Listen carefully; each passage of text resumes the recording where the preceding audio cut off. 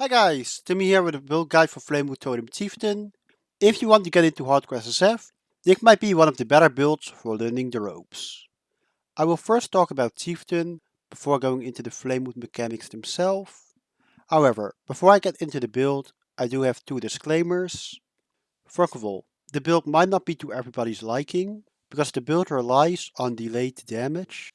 So instead of damaging the enemy directly, you place down the totem and the totem only shoots out projectiles after it gets hit.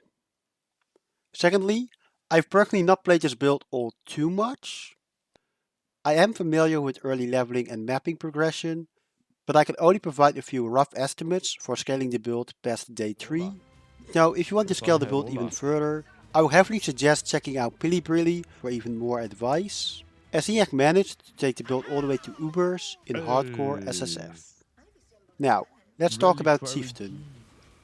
Remember what I said before, when enemies have to hit the totem to shoot out projectiles? Because of our Rahangui, our totems will taunt enemies whenever they're placed. Not only will this help with Flamewood, but enemies will also aggro the totem, which will serve as a nice defensive layer. Additionally, we also get Thessalio, which grants half your fire resistance as extra lightning and cold resistance. Please note that this wording is literal, so only modifiers that explicitly say fire resistance count.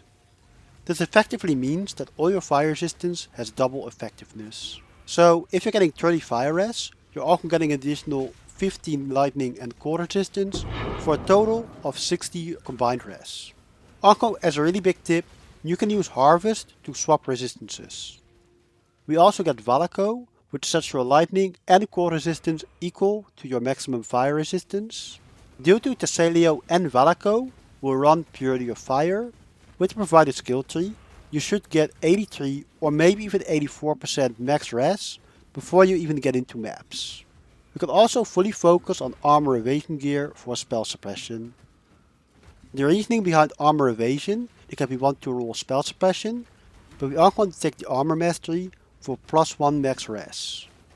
Additionally, we want open surfaces to craft fire and chaos res.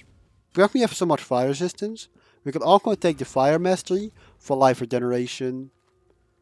So whenever an enemy hits your totem, it will shoot out a projectile which deals fire damage based on the totem's life. This means that totem life effectively acts as another multiplier. There are two main versions of the build, hit based and ignite. With hit based, you want to have as many totems which shoot out as many projectiles as possible. For ignite based, you don't really need many totems, but you need one projectile which does a lot of damage. So now, let's talk about leveling. As a bit of a disclaimer, your early damage is going to be pretty bad, but in Act 2 and Act 3, it's going to be fine.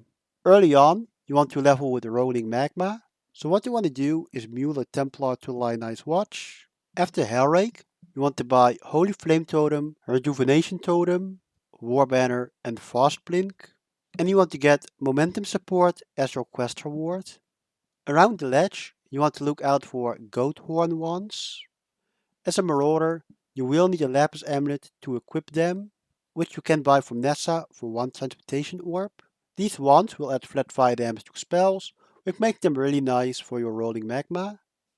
You also want to look out for any 3-socket one-handed axes, maces, or swords. Ideally, you also want one with a red-green-green link, which will be used for leap slamming later on. At the lower prison, you can pick up faster attack support and also buy combustion support if you have another transmutation.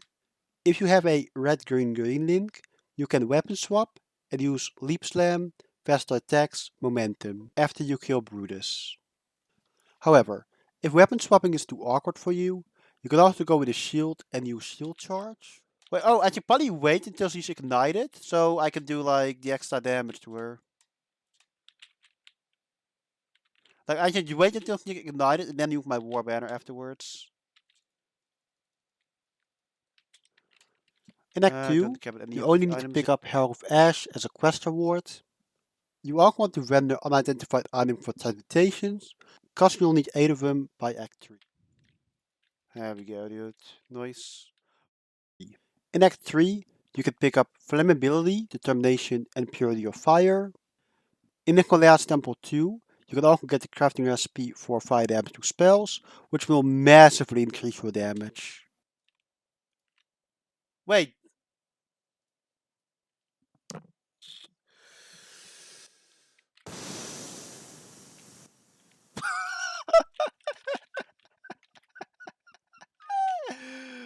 Okay, dude. That's why I wasn't doing any damage.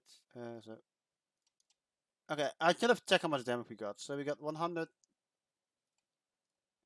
Okay, so we go from 260 to 320 to 420. Nice. You also want to do the library so you can swap to armor brand cremation. Your links will be armor brand, Ellie Prolive, combustion, and either cruelty, swift affliction, swift brand, or efficacy. And you want to use cremation, controlled destruction, concentrate effect, and either fire penetration, that's multiple projectiles, or elemental focus. Later on, you can also use immolate support.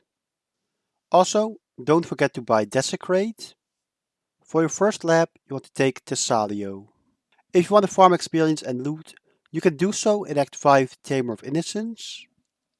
In Act 6, you want to do the Twilight Strand, and you want to pick up Mine Support, Charged Mines, and Flamewood Totem. At the second lab in Act 7, we take Ara Hangui.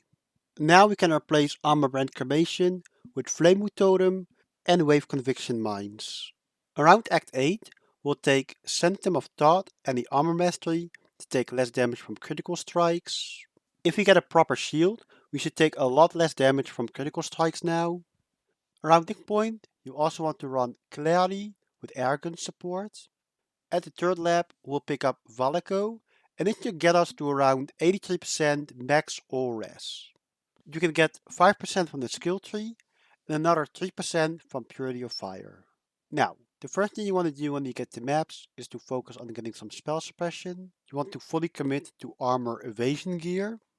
This allows us to get the +1 max res mastery, as well as getting spell suppression on all of our gear. Ideally, you also want an open suffix so you can craft fire and chaos res.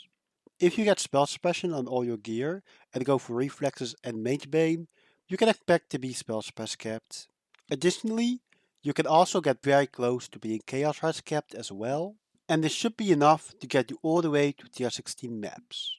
As I mentioned before, if you want to scale this build further, ik best advise you go over to Pilibrilli and ask him what he did. Sitting on them. Get